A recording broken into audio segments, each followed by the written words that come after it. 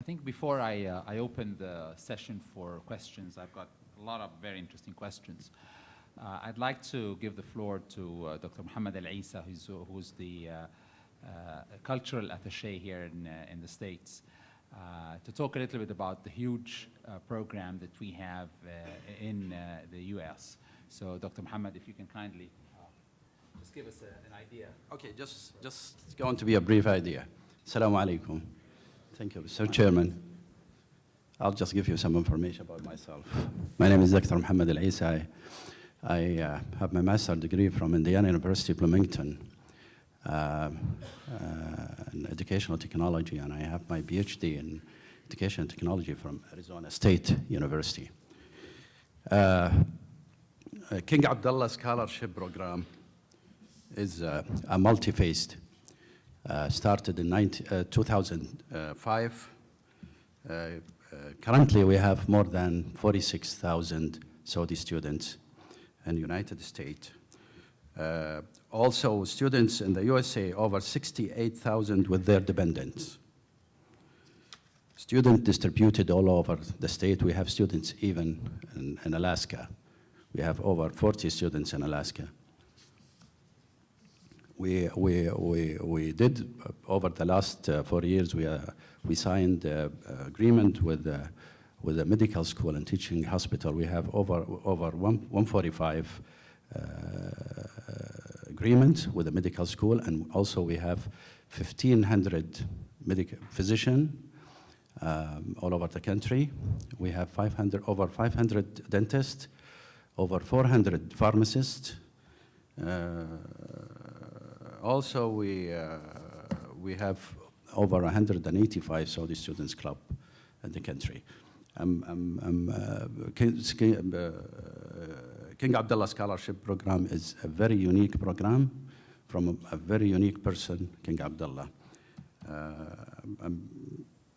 thank Mr. Chairman for giving me this opportunity and squeeze me just to say something about, and I promise next time we will talk about King Abdullah Scholarship Program. And if there's any question, I'll be happy to answer. Thank you. Thank you. Thank you. I think the message here is very clear. I think there is a real concerted effort from the Saudi government to develop the knowledge economy through developing the basic element of its structure, which is the human capital. The huge King Abdullah program for scholarship. You can see universities being created and collaborations with world-class universities like GTech, Georgia Tech here. So I think the message I think we're trying to convey here is the knowledge economy is well on its way to be created and to be vibrant back in Saudi. I've got a few questions here. Interesting enough, I've got something like 4 or 5, maybe 6 questions talking about the use of the web, the social media, and technology, information communication technology, in creating and enhancing universities. The question is for Dr. Ohali, and how can we use, or how are you using the technologies, the web, and the social media to develop and enhance your universities? I think this is very important question, and really it's one of the new trends that the higher education and the universities are engaged with, or should really take line sharing engaging with. For Saudi Arabia universities, I'm talking about 2 different categories in the university. We have some well-established universities that have more than 50 years ago, and we have a newly established universities coming every 6 months or 5 months. We have one university being created. So we have 2 different categories. For the well-established one, the old ones, I think these, as you have seen, and as I mentioned also that there's differentiating system, they are now moving towards internationalizing, and they are seeing how their efforts and also competing with other universities and already being in the scene for the international ranking and so on.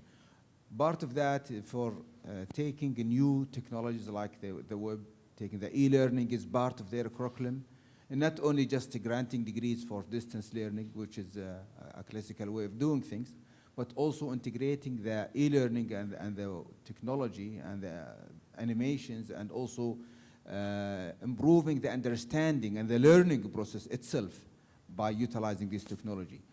How they are doing it? First of all, requiring use of the internet and the web-based, the Blackboard and WebCTs and other platform part of the teaching. And also there are some training, intensive training for the faculty members on that. A third also, here in the ministry, we are doing some kind of support, creating a national center for e-learning, and we have a lot of programs for training and also competitions and some other projects to help the universities for this infrastructure. And there is also a national winning prizes for faculty member who are using and utilizing this website, for example, and providing a curriculum based on these technologies, as well as some applications, creating some applets, animated things that can be used in the programs and so on.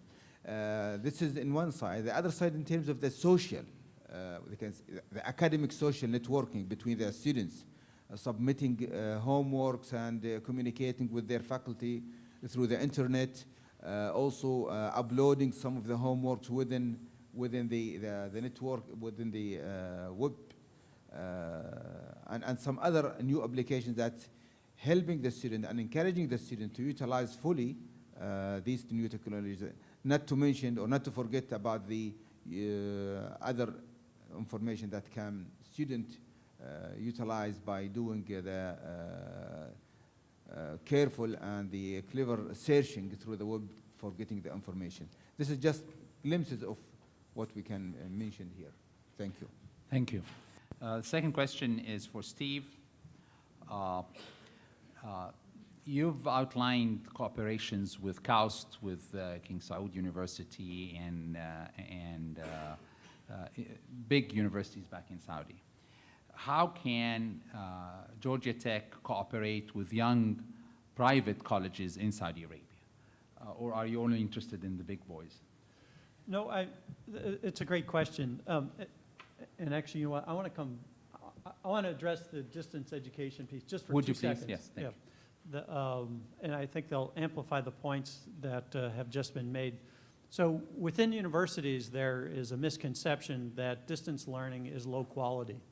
And I think when as you saw, we have 17,000 of these non-traditional students, many of whom receive their education through distance methods.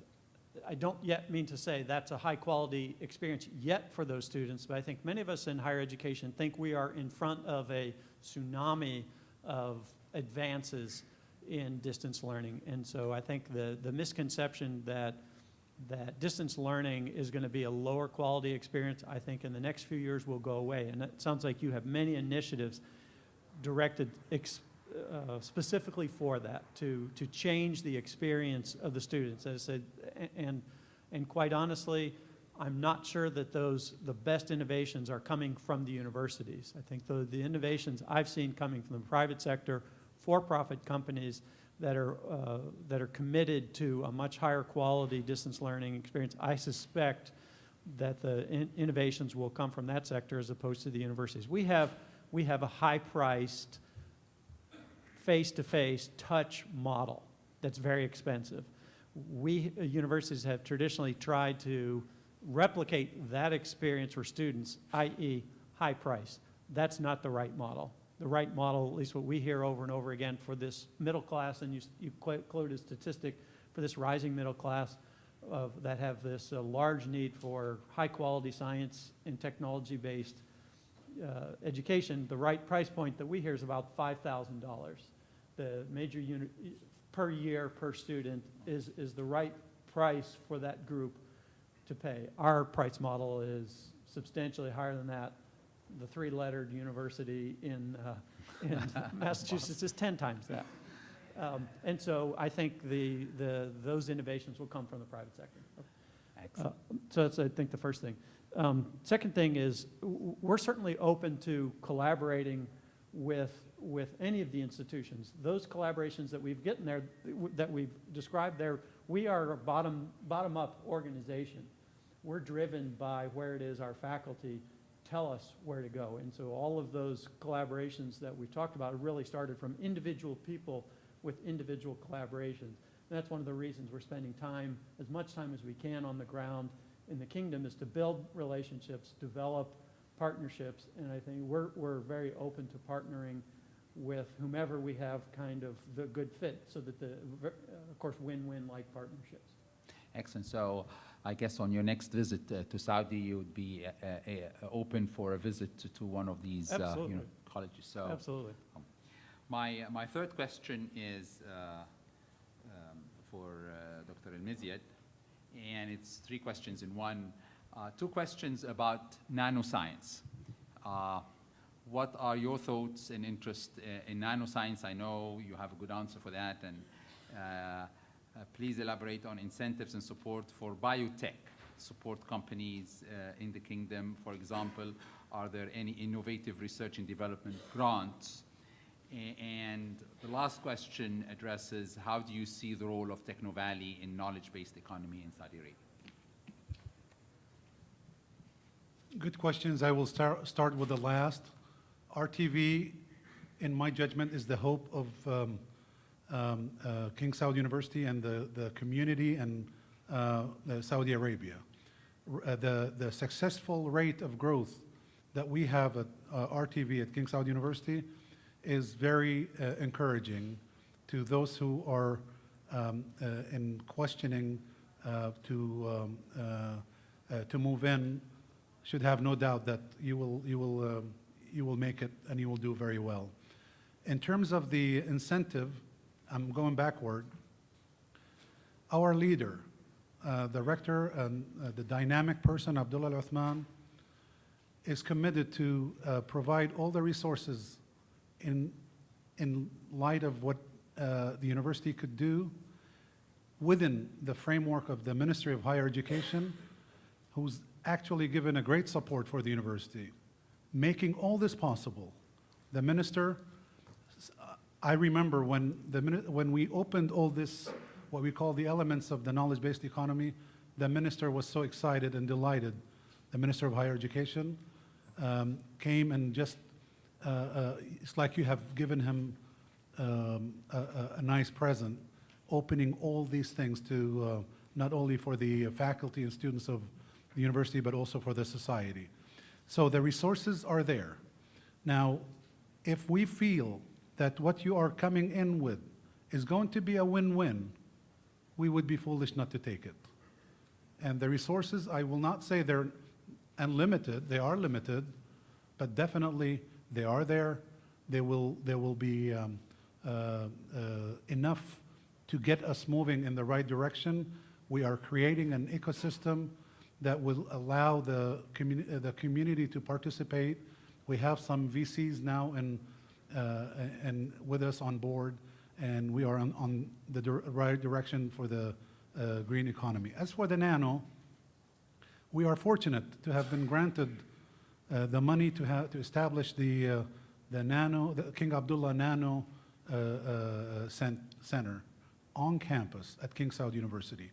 It has, I believe I am not a specialist in nano, but from whatever I have known and been introduced to in my leadership of the incubator, it's just the future and basically the technology of the future. So King Saud University is focusing on that. We have a lot of work now with the UK on this, and I believe after this we will merge with some potentials out of this great meeting. So that I'm not accused of only choosing the easy questions, there are two difficult questions for you, Dr. O'Hally.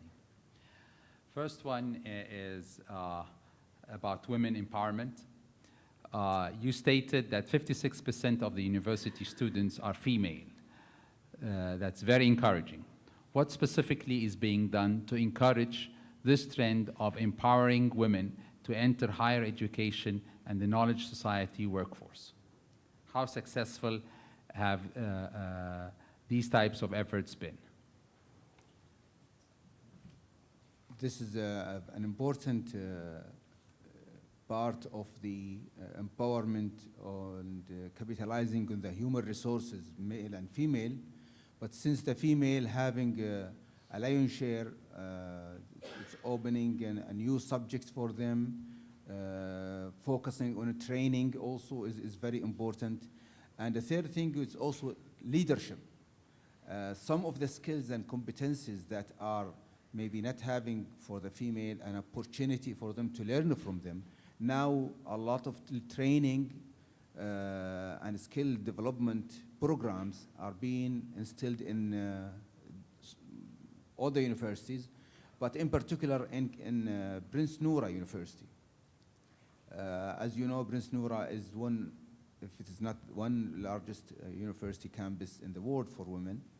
And having these kind of universities with all running by female, there is a lot of challenges there, but there is a way to move on the right direction. And we have seen also some good advancement on that from the female side, be they the students themselves and also the faculty member, female faculty member. They are part of this training programs. Many faculty member, female faculty member are being sent outside to get this training for different universities. Similarly in the scholarship program, as well as empowering them through some training in Saudi Arabia, bringing some good programs from outside. These are kind of things that are available. A third point, as mentioned, also having restructuring of some of the disciplines that were not fully, what they call it, encouraged by female to go to these kind of different programs, being in the government education as well as the private higher education. So this kind of thing is witnessing a very important activities from the female sides, and the ministry and the universities are providing all the support to move to fulfill these objectives. Thank you.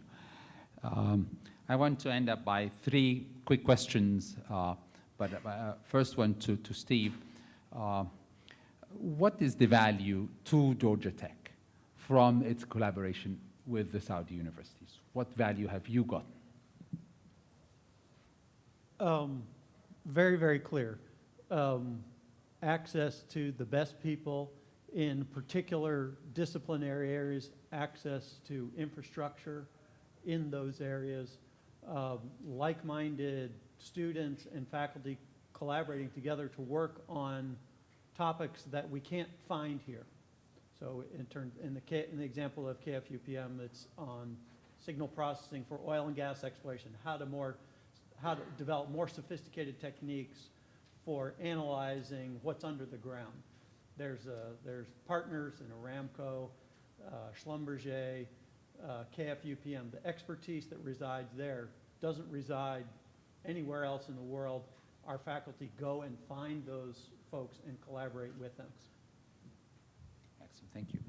My second question is, Dr. Mizyet, there was a question about grants which you didn't answer. Do you provide grants, and how do people apply to grants, and how can they collaborate with universities and your grants? The reason I was a little bit hesitant to give a very clear answer on this, as you know, in our part of the world, this is a new, very just becoming trend of understanding what the knowledge-based economy is all about. We do still lack a lot of what would make it a good ecosystem. We are working on building that up. And the reason I'm saying this, when somebody comes in, the first thing they ask, how much can you give me? And that's not really the question that we can answer, because if you ask that person, what is the business plan, he will tell you, he will have tendency just to speak it out rather than to give you anything in writing. And when you do offer the services to help so that a business plan can be developed, then you are told, well, that no time, he's busy with something else. So that's why we avoid saying when there's not money. But I will tell you, we are willing to offer grants for whatever it takes in terms of money, and I'm responsible for what I'm saying. We have now in the pipeline projects that were up to, at 5 million reals. That's about almost $1.5 million. So it's not really the amount of the grant that we are limiting ourselves on, but we are very careful in announcing that it's an easy grant. We are really wanting to have a spark of very valuable research and ideas. But I assure you the grant is there. There is no limit if it does not exceed $10 million. If you come up with a value proposal and we find that it's going to be helpful to us, one example I'll give you, we have financed one of our incubatees with 3 million reals. That's about $800,000.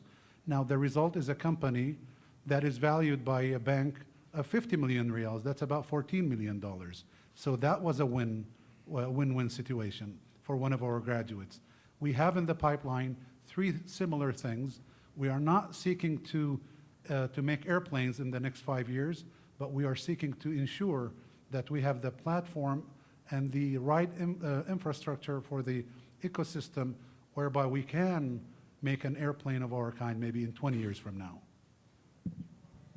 So the answer is basically the right business plan, the right idea can be funded and with a lot of money. One final question, and I have 1 minute left, and that's a difficult question to Dr. Ouhali, only the difficult questions for Dr. Ouhali. The question is really about quality. You know, you're building a lot of universities. How can you guarantee the quality of the university? So it's not quantity, it's quality. How can you address this point to Dr. Ouhali? True, as you mentioned, that this is one of the major challenges, quality. And whenever there is also expansion horizontally, and also there is some challenges of having the quality is really understated. Ensuring this is through different means, I can mention the 3 important. First of all, accreditation in Saudi Arabia is a must, which is different from United States. United States is voluntarily the accreditation, but in Saudi Arabia, accreditation of the programs, accreditation of the institution is a must, is a compulsory. So all the universities being given ultimatum until 2014 to fulfill all the requirements for the accreditation. And this accreditation is something very well respected and known in most of the institutions and worldwide to fulfill the requirements of the accreditation. And for the first part of the accreditation, all the public university being completed this, which is the institutionalizing accreditation. So this is one. The programs, most of them are working on it. Some of them are ready and some of them are not according to the time plan. This is one. The other thing also, internationalization is one of the important arms that introduced to the system, and all the universities are encouraged to be bar with their reputable university worldwide. This is so many service contract, agreements, exchange of faculty, even of students during summer periods and some breaks for exchanging. This is one of the importance of improving the quality. A third one is the graduates themselves. Sometimes we don't want to do things over, doing it in the way that only we control the process. Sometimes you need to control also the output and give the freedom for the universities to do their own in order to improve the final product. Saudi Arabia now decided from last year that they will put like an exit exam for all their graduates. And this exit exam is not compulsory, again. It is very strongly required, very strongly encouraged to prove that this is a program that's been respected for the parents, for the students, for the companies, for the government, and maybe used for some other employment and some other thing. But this is a direction that's been already contracted with some agencies to do this exam, and all the students are encouraged to take according to the discipline. So there is a kind of, what they call it, manifestation of what did you study and how this match with your discipline and what the job market need. So these kind of things are just to name, important things to help improving the quality. And this is something taken very seriously for the universities in order to match this request. Excellent. Thank you very much. Time flies when you're having fun, and obviously we have been having fun. In the end, we'd like to thank very much Dr. Ohali, Dr. McLaughlin, and Dr. Al-Tarkawi, and please put your hands together.